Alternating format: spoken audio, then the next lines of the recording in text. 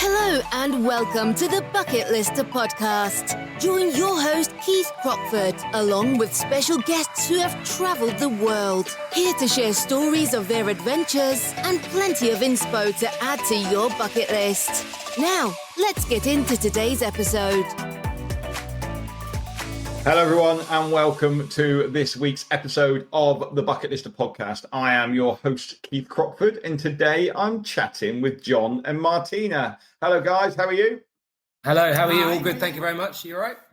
Yes, very well, thank you. Now, so I got introduced to John and Martina through Lauren, who works with us at the Bucket List Company. She had seen what these guys were up to on Instagram, and she sent me a message and said, I think it would be great for you to have a chat, Keith, with these guys and find out what they've been up to. So you've started a challenge, which you've called the 14 Base Camp Challenge. And you're trying to do this with your two children, Ben and Will. We haven't got them with us today because it'd be too crazy to have four people all trying to chip in. So we've left Ben and Will out. But where did the challenge come from, guys? And how old are Ben and Will? So William is 10, just turned 10 in February. So he's 10 and Ben is 12, about to turn 13. And the challenge came from sitting on a sofa, thinking of something to do. We're watching the 14 Peaks by the Nimsdai film on Netflix. And we've always kind of wanted to do a challenge of sorts. We wanted to try and achieve something for ourselves. And we've always loved hiking, being in the mountains. Not long before that, I think we've been in Kyrgyzstan or in those areas as well, up at high altitude, and just thinking, we'd love to go and do something. And watching that, we just looked at each other and went, wouldn't it be a great idea to go to the 14 base camps? Because we're not going to be going to the top of the mountains, especially with a 9-year-old and a 10-year-old. But just to get to those base camps would have been something phenomenal to do. So that's kind of where it came from. We had different ideas how to approach it. And at the moment, the way we're doing it is the way we feel is the best way for us as a family, which is basically trying to use our holidays as teachers, because we are both in education and the boys obviously have the same holidays, to try and reach these base camps. Okay, perfect. And obviously, you've traveled a lot, you guys, just in the chat that we've had and the information that I've had, you've been to a lot of countries already, and obviously you've been instilling that travel into your children right from an early age, by the looks of things. Yeah, absolutely. Yes. I think we met. Well, we didn't think we met. We met in New Zealand. So Martina's originally from Slovakia. I'm from the UK, and we live in the UK. But we originally met in New Zealand in the New Zealand Alps, didn't we? Working for in the ski field, basically. We're both working in the cafe. So we kind of always travelled before we met, and then we continued travelling. We went off and travelled to South America, and then got married in Sri Lanka, honeymooned in South Africa and Namibia. So travel has just been in our kind of DNA as a relationship, hasn't it?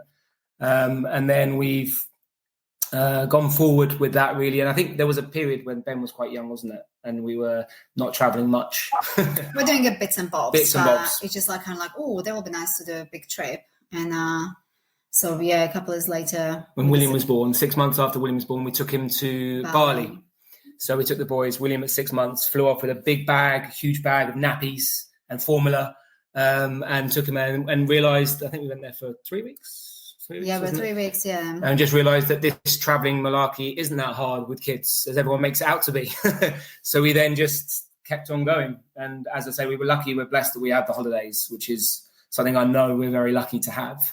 So we then just continue to install that travel bug get that bug out of us, I guess. And the boys have definitely embraced that. They love it. So it's really good.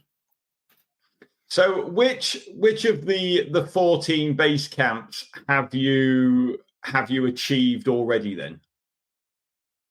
So we've done all 5 in Pakistan. So which is Bird Peak, K2, G1, G2 and Nanga Parbat. Yeah. And now we are on a journey to add another 2 more, which will be Everest and Lhotse in April. So a couple of weeks time. Halfway through the project. Yeah. Very exciting. Yeah, amazing. How did you find the K2 base camp?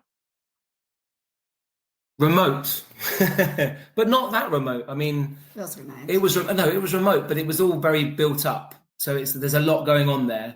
There's obviously a lot of camps, and we were unfortunate. The day we were up there, so we stayed a night up in the actual base camp of K2, and it was the first good weather they'd had for like 2 weeks. So they'd all gone and done one of their hikes up to Camp 1 or Camp 2 and things like that. So the place was deserted from climbers. It was very quiet, a bit eerie in that respect. There was no one really around apart from sort of the porters and the staff and bits and bobs. So we were the only real people in camp in terms of tourists at that time, which was quite strange because all the hikers were gone or climbers were gone. But it was amazing, all the setup in the middle of the nowhere, and you can see the stretch of the tents, just like flashing like a light. Yeah. On the glacier. It was absolutely stunning, and it was odd feeling to be right there where all the climbers are. All the climbers are, yeah. It was amazing. Yeah, I think you were. I think knowing it and knowing your next one to go to Everest Base Camp with the children, like to do it that way round was very brave of you, because I think the boys are going to have such a different experience in a couple of weeks' time going up to Everest Base Camp, and it being so much more commercialized and staying in tea houses and being able to go into a shop while they're on the trek and things like that. Like, it's a completely different contrast.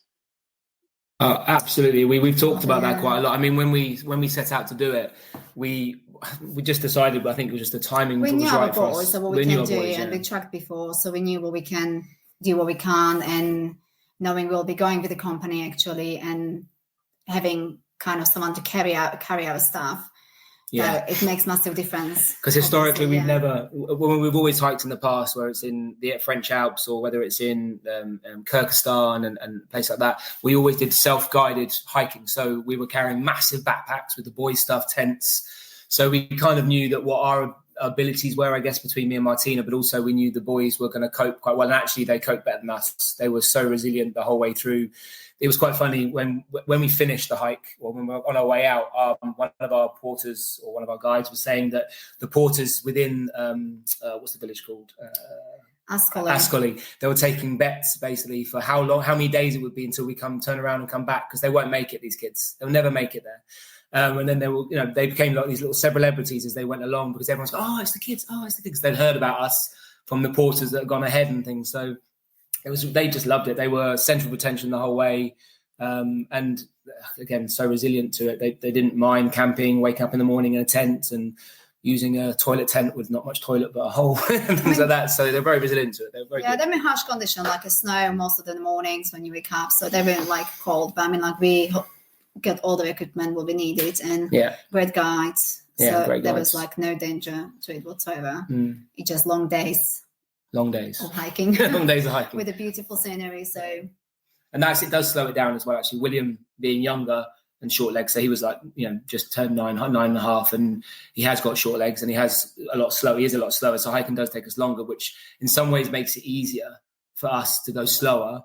But it is long days on your feet. So we were starting early, especially early on the hike, to avoid the heat, because the heat is phenomenal early in the hike. It's horrendous, actually. So we were starting before sunrise to try and avoid that heat in the afternoon as much as we could. But we'd still get into camp after everyone else, because we were just so much slower. But it definitely was the right pace to go. It wasn't rushed, and it was good to give us that time of the day to do that. So, yeah, I think we get a lot of people asking us, can my children come and do an Everest Base Camp trek or a Kilimanjaro trek? And I always say to them, it needs to be on an individual basis. Like, we're not just going to say yes, every child can go and do it. And I think the biggest thing is that you need to explain to people that when you are taking your child away on one of these trips, ultimately you are the person that is responsible for them. Like, if they need to turn around and go back down, you're going to have to go back down with them. Or, if you need to turn around and go back down, then they're going to have to follow you with, we can't take the responsibility of having a young child with us or whatever. And that's kind of the bit. And people do get summit fever. Yeah. People still really want to go and push for it. And, I've come all this way. I want to achieve it. I want to do it. So it's just making people aware of that at the start, I think, is super important. Yeah, we had that clear conversations that we knew that we'd done our due diligence on companies as well. So we'd spoken to many different companies, and one guy we spoke to, who was a UK-based guy, and he had that conversation. He said, he actually asked that question, was, what would you do if one of you had to get flown out, and what and the helicopter can only take one adult and one child? What do the other two people do? Do they carry on, or do you go back? We're like, oh, that's a really strange question to ask. But he said that's what you have to think about. He said, because if you're in a group or if you're in an individual tour, if you're in a group, you're carrying on.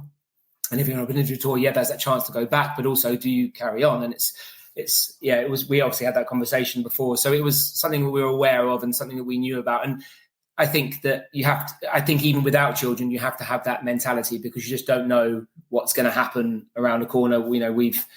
We've had times where we've had to stop on a hike in the UK, because something's happened, someone's twisted an ankle, or you're just exhausted and like, that's it, I'm done for today. It does happen. So you have to just be aware of that, I think, and be aware of you have to be aware of your limitations as well. I think we've always hiked with the boys. They've been hiking since they was 6 months old, as in our backs or in doing things and being active and travel a lot and things like that.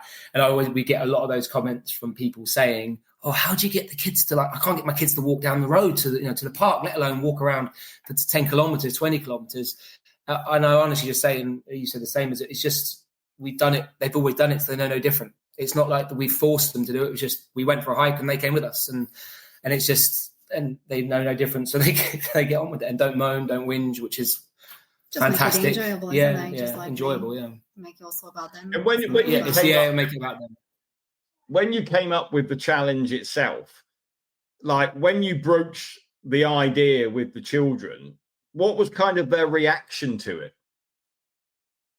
Oh, we make it really wow, exciting, amazing adventure, even if we wanted to do other stuff, isn't it? but they knew what it was. I think they knew the idea of going to Everest and K2 and those ideas. So they were excited. They were like, yeah, sounds amazing. When can we do it? We talked about taking a year off school and taking a year out and things like that. But we then realized that we didn't want to.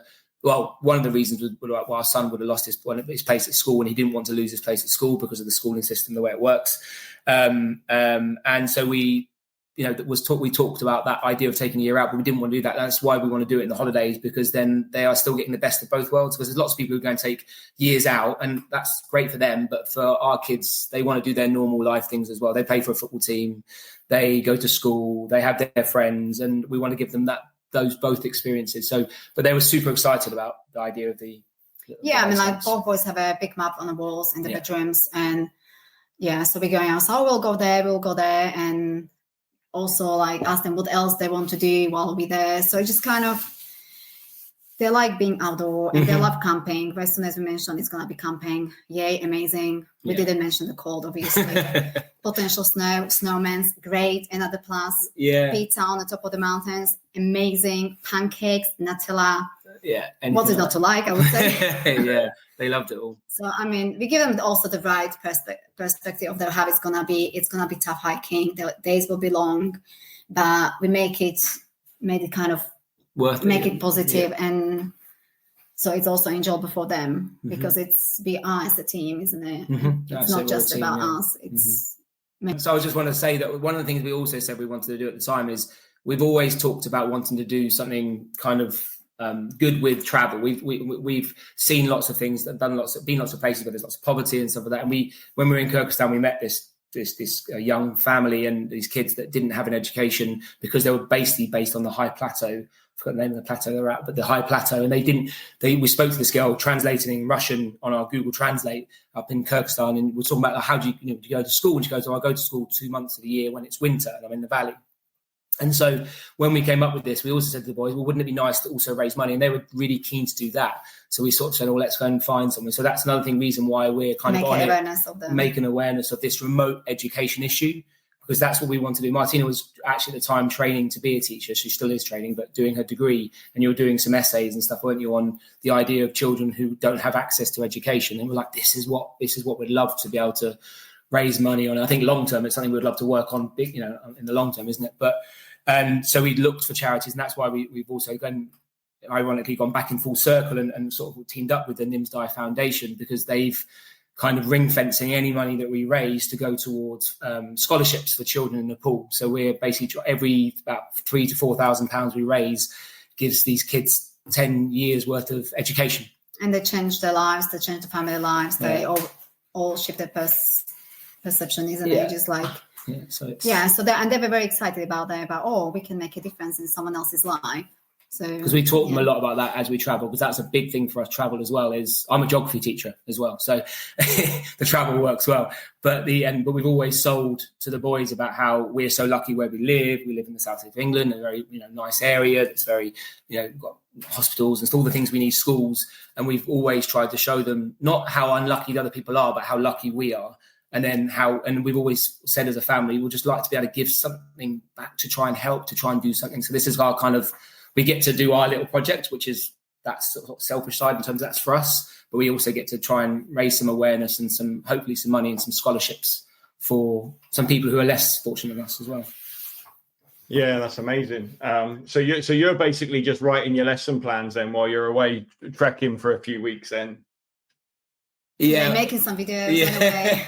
My team at school, I'm head of department. When I make lessons, they'll often joke and saying it's just a slideshow of my holidays wherever I've been. And they're doing a project in year 8 at the moment, which is actually next half term, and it's about the 5 wonders of the world, or 7 wonders of the world. Sorry, and it's basically images of us at these different locations of these wonders. And Ben's in some of them, and he's in the same year group now. And he's like, "Oh, that's me in the picture. Why is that on there, Dad?" So yeah, it's good.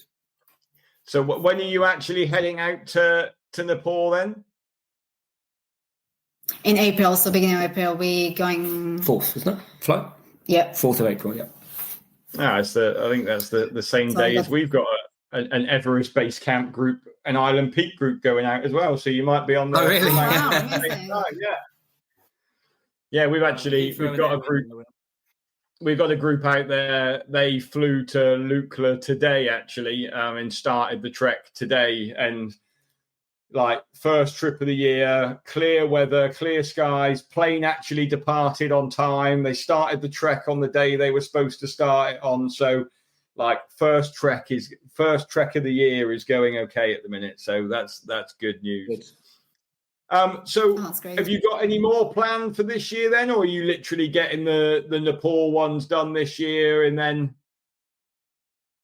So we're just getting, so it's not the Nepal one, it's just the Everest and Lhotse done this year. And then we've got its finances as part of it, trying to finance the whole process. So we're probably going to have to wait. But although we do have our holidays planned, school holidays, we have to take advantage of it. So it also depends on the climbing season or hiking season. Like Nepal is more likely to be only April or October, November time, which October give us only 1 week in our holidays, which is not much. So we can maybe squeeze Annapurna, but it's not this year. So we have to kind of plan it in April holidays. So that's what's going to take it longer, basically. Because unfortunately, you could do it in a year. I'm sure someone probably could do it in a year, but we again trying to plan it around the holidays again for the boys and us as educators as well and teachers. We need to make sure we're doing it at the right time. So we have talked about maybe possibly trying to push 1 or 2 in a week in October, but it's going to be very difficult. I think you said about Annapurna maybe, but that can be done. Or there's another in China. In Tibet, that one. Yeah, those 2 can be possibly done in summer or autumn. But we'll work that out as we go. But it's also like climbing to these places, hiking to these places is a pricey pastime. So it's about trying to find the money as well in terms of just making sure we've got the budgets. But we use our holidays, like I say all the time. So it's not like we're not doing anything this summer. My brother lives in South Africa, so we're off to South Africa for a while and then going into Kruger and going camping in Kruger for 3 weeks. And then Martina's managed to find she's worked out she's like the tour guide of the she does all the organizations and all the things and the travel agent, that's the word I'm thinking of, and she's managed to find us a cheap way to get to the Maldives, which we'll believe it when we see it, but so we'll see how it goes for 2 weeks. But that's where William, have you decided what you're going to do in the Maldives yet? So William will do his paddy. So Ben got his in where did he get that? In Guatemala, in Honduras. In Honduras. 2 years ago, and William is that age so he can go do the paddy, so he's gonna do that. We're gonna be doing loads of diving, snorkeling. Some beach time, maybe just beach chill. Time, enjoy the sunshine, I would say. We're not very good at doing nothing. Are you doing local islands or are you doing resort island? Local islands. Nice. Definitely supporting the community and sustainability. So all about the locals. Yeah, I mean, that's again, we travel a lot, and people always again ask us, "How do you do it?" Your teachers, and I mean, Martina's training this year, so she's having to pay to do a PGCE. So people are like, "How do you afford it? How do you do it?" And generally, most of our money has come from just saving and also just being on. Just being a budget holiday, so we just go on budget. We just do as cheap as we can. We can fly the odd way, so we don't necessarily fly direct, and that saves us a lot of money as well. We're kind of hopping, hop around. But it's also like a journey, isn't it? And also like staying on the local islands or making connection with the local people, we find much more enjoyable and many experiences a really positive experience anywhere where we went. So I think that's kind of our style of teaching. It's nice to be somewhere in a beautiful resort, and we tried it once or twice and we didn't really enjoy it. It was a bit like, I think it's not kind of our cup of tea. Just not for us. It's just everyone has their way of doing things. And again, we have friends and family who say, "Oh, I couldn't do the way you travel. I just want to sit on a beach in a lounger with a cocktail in my hand and do nothing for 2 weeks." And we're like, "Yeah, we can sit still for a day." And then we have to go and do something somewhere. And I went there in the morning. I was, "Come on, guys, what are we gonna do today?" So just the way it is. But that means we can travel, to away more often because we're not paying a lot of money out for those things, and so we can travel more often. We do stay in local accommodation. As you said, it's sustainable as well. It's that trying to be sustainable travel as best you can. It's not always possible. But if you're staying in local, accommodation and local places and eating in local food, that's the big thing we do. We love eating locally as well.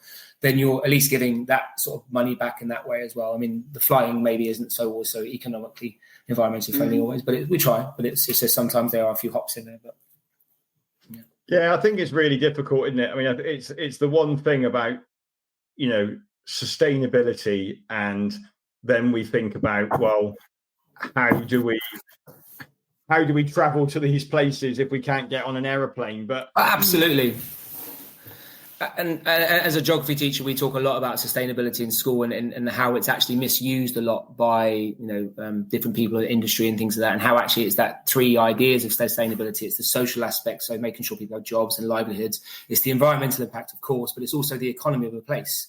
So if you're not, yes, we've got to fly there, but if we didn't fly there, these people wouldn't have jobs or wouldn't earn as much necessarily, and they wouldn't necessarily get that spread of ideas and those sort of things. So I think travel is super important, and if you can fly on a modern fleet and a modern airplane as best you can, that's going to help. That's going to do your bit as well. And there's, like I say, there's always a downside to travel. You could all sit at home and do nothing, but we would have a lower carbon footprint. But I mean, it's never going to be 100%. It's never going to be No, exactly. I think it's things like you think of, if you can think of the Everest Base Camp trek. If there weren't those people going there and trekking, like. A lot of those villages, wouldn't exist. They wouldn't have the businesses there that they had. You think of the Maldives, it was only 14 years ago that the Maldivian government allowed local islands to actually start to build guest houses and bring revenue to those local places. Get on a ferry and don't get on a seaplane. Like, that's one way that you can, absolutely. Like, there are things you can do. Don't take a private speedboat, get on the locals boat that takes you from Male to your island. Like, there are ways you can be sustainable, and that's how we're trying to build our trips in terms of we run a local island trip to the Maldives. I don't want to sit on a resort for 2 weeks by myself. We wanted to create a trip for that solo travelers would want to go to the Maldives, because the Maldives has this, as I've said before on the podcast, people think of it as a honeymoon romantic destination, not somewhere a solo traveler would go and explore. But local islands is allowed that to happen now. Yeah, absolutely. It's changed massively over the years. What advice would you give to parents then? Of people might be listening to this going, "Oh my God, like, I've done Everest Base Camp. I couldn't think of anything worse than taking my child up there. Like, it's really hard." Like, what advice would you give to people who are thinking about doing these sorts of trips with their children? Mm. Well, I think know your kids. That's a big one. I think, if your kids are not, again, our kids have been doing it since they were born, since they were babies. So they don't know different in terms of, they have experienced the other types of holidays, but they still love doing those things because they just go, we're going on a hike. Yeah, we're going on a hike. Okay, that's nothing abnormal. So I think if it's something that's not in your normal repertoire to go on a hike and do those things, then it probably will be quite difficult. I think that it will be something that the kids will struggle with. There's the entertainment factor. I think, we did, without being embarrassed about it, the boys did have Kindles and tablets with them.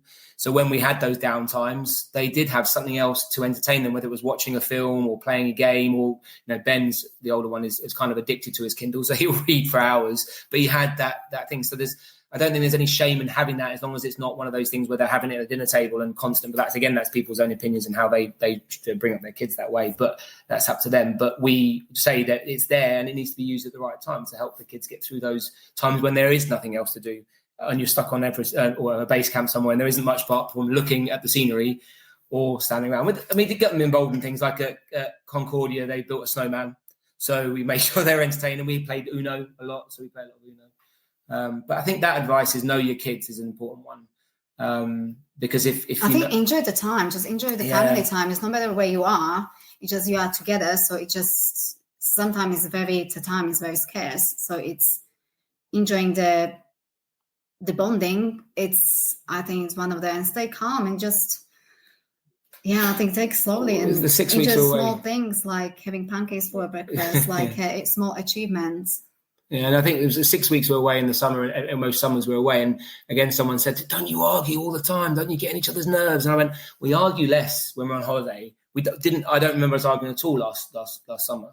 And then literally 2 weeks in, there's a disagreement somewhere along the line. Boys are having an argument. I'm like, "You haven't argued for 6 weeks when you're stuck in a tiny tent together. Now you're sitting here arguing." So I think it is that's how Martina said. It's about enjoying that time away from the normal stresses of life. And I think if someone wants to go and hike, Everest with their kids, I think it's possible. You just have to, almost train them up, but prepare them for it. Prepare them, don't go, so we're going next year, we're going to go to Everest Base Camp without any sort of history of hiking and being outdoors. If you've got them involved and being outdoors, then I think they'll embrace it, because kids are more resilient than you think, way more resilient. And like John's saying, just prepare them, but also not just physically, but also mentally just to get them how it's going to be. Don't make it anything better, but it's going to be tough.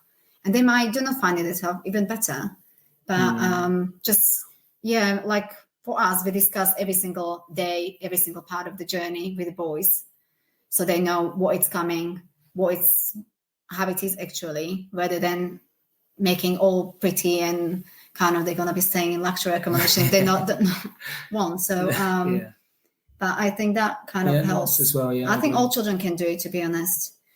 I think a lot of people worry about health as well with kids. I think that's the other one people always talk about. What happens if they get ill? And we've had altitude sickness for the hiking, definitely. And I think we found that we have had times when the boys have been unwell or we've been unwell and things like that. But we've always tried, again, you just have to make sure that you have to then take the time. You can't push on. You can't go and do, today we take a rest day. Today we are stopping traveling or whatever, when we're traveling or whether we're hiking. Today it's got to be a stop day because, and we've learned about ourselves, haven't we, that actually when you arrive somewhere, we try to give ourselves a day now to settle in to where we're going to, because we did used to go straight in, bang, and then a couple of days in, one of the boys would get on well. And so it's about then taking that time with the kids a bit as well. I think also, we use things like food and bottled water. Again, we've got boys who would tend to eat anything, which is lovely.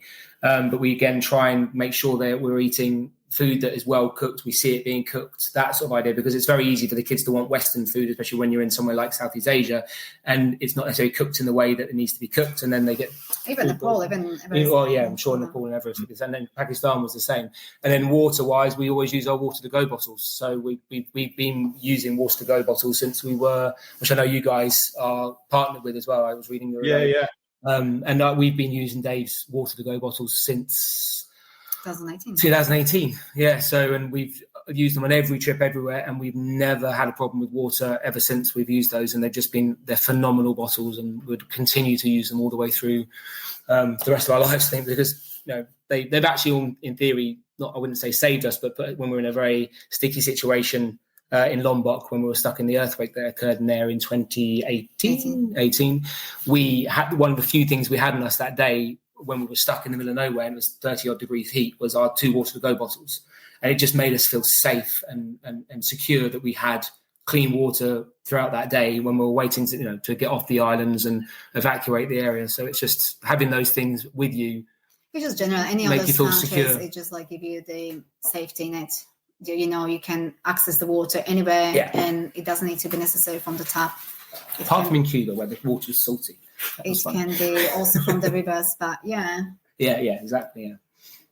It's just, and I think ultimately, like you're talking about the food there, and I think if people are thinking about taking their children, obviously, on a K2 trek, everything is carried in from the start. Like, you're very limited on, food is very good, but you're very limited. You haven't got a choice. They are cooking for you and that's it. Whereas at least on the Everest Base Camp trek, you have got the menu for the children to choose from, 3 meals a day in essence. So, if there is something that they don't feel like, they can choose something else off the menu or they could mix it up a bit. So I think thinking about that if you're traveling with children is really important as well. Because where we kind of, we're quite happy to eat for fuel and just we've got to take food in to be able to go tomorrow. For children, it's more a case of, well, I don't like that or I want this, or they're a bit more kind of thinking about it from that perspective, I would think. Absolutely, that makes massive difference. I think even for us adults, that we can have a choice, we can actually choose. Enjoy something, especially when it's hard. You just want to enjoy something you want, and exactly the kids are the same. Absolutely, I think we're very lucky in Pakistan with the food. Actually, with phenomenal food, and they did also make a choice. So sometimes they make curry, obviously, and they would say it's not spicy, and they were kind of like, oh, that's quite spicy. And the boys are okay with spice, but it was too spicy for them. They'll go away and they'll make something else and say, that's fine, we'll make something else. So they're very good like that. Obviously, a bit more difficult. Absolutely more difficult. In Everest Base Camp or the trek there, you get more choices. Yeah, we'll get choices. That'd be good. Yeah, exactly. Yeah, I mean, it's great. Every tea house has the same menu pretty much. So you soon get bored seeing the same menu. But, I think the lovely thing about the Everest Base Camp trek, especially when you're going to go there with the boys, like when you get to Namche or you get to Dingboche, like you can get into the tea house, but then you can go out and explore, and there's a coffee shop where you can go and get a nice cup of coffee and you can get a piece of cake and you can go and play cards and get yourself out of the tea house environment and going. So, you're not kind of stuck in a tent, you are there. You can do, and I think that would make a massive difference to a lot of people as well. And I think if someone was thinking of doing like a trek with children, then I think obviously the only difficult thing about Everest Base Camp is actually the amount of days you're walking. Like you can't shorten it up. Like that is the trek in essence. So they've got to be prepared for that, really. I think that's right. I think they've got to understand that they can't just say, I'm not hiking today, I'm not moving today. You've got to get up every day and you've got to go for a walk. And I think, again, that's part of preparing them for the journey and saying, this is what you're going to be doing. You are going to be walking every day. And if there's no surprises, we've definitely found that with William particularly, if there's no surprises, then he's like, okay, cool. If we don't tell him that we're going for a hike the next day, he goes, what? You didn't tell me? What? And then that kicks off a bit that way. So, yeah. Yeah, but also like having like those tea houses on the way to Everest Base Camp, it makes massive difference. Have a bed instead of camping. A shower. Potentially, anyway. Well, there was nothing in the Karakum apart from once or twice a bucket, but that was it. Yeah, most of the time there wasn't much. Yeah, and also like meeting other hikers, isn't it? So it's very nice. That's one thing we did meet in Pakistan, people, but not as much as I thought we would. It was quite small groups and stuff like that. You did see the same people as you went along, but as we were a bit slow, and we definitely, the other thing I would say is if you can do with kids and you're doing altitude, you give yourself more time. So we built in with the K2 and so on for Concordia, we built in extra rest days. So extra acclimatization days, basically. So people were going, and we were with the people the first couple of days, and then we stopped and they carried on, and we got behind people that way. But we think that helped massively with the boys, just building in those extra days. It's not so much possible with Everest Base Camp. No, maybe not. But K2 was such a long trek. It was over 3 weeks. So just like we want to make sure they slowly acclimatize going up. Because you just never know how they react. It's just so remote, and you don't want to be taking helicopter down. I mean, did they have any issues with the altitude, or were they? No, absolutely not. Nothing at all. No. So we were going quite slowly. I mean, not quite slowly. We had 2 days hiking and then had rest day to break every 1,000 meters. So let's say we started from 3,000. When we hit 3,000 something, we had rest day for 1 day and then carry on next day. And again, when we reached 4,000 meters, we had another rest day. And then again at 5,000 meters, and then you're going down. So they didn't know. There was only 1 day that we ever talk about that was a hard day for William. That wasn't for high altitude. But it wasn't altitude. No, it was just a long day, and it was cold and a bit snowy, and it was just a very long. And I think also the sort of euphoria of getting to K2, because this was going to G1, G2. So we'd made it to K2. We'd come down back to Concordia. We'd had our rest days in Concordia. We're like, right, now we're to go that way to go to G1, G2. And that was just a little bit of it was great. And stunning when we got there. We had a nice, lovely conversation with some climbers there. Actually, it was really nice. But it was just a long 2-3 day hike out. And that first day was very long and it was getting cold. And that was the first time William's gone, I've had enough. I want to stop. And we're like, just a little bit further, mate, just a little bit further. It wasn't far. It wasn't that far after he kind of went, I've had enough. It was half an hour later and it was fine. But. Yeah, and talking about the cold and the weather, I think also important is the right clothing. So people, especially with the children, they shouldn't skip on clothing. Have a very good gear, because even in April, even in May, the weather can turn, isn't it, quite bad? Quite bad, It can be snowing and it can be really cold and chilly, and the last thing what you want for the children to be cold. And that's something we struggled with actually in terms of finding quality clothing for kids. Yeah, I was going to ask that. Yeah, we particularly, so when we were doing, we did the Mont Blanc, we wanted to do the Mont Blanc Circle. We just did the Chamonix Valley in the end for 5 or 4 days, I think it was.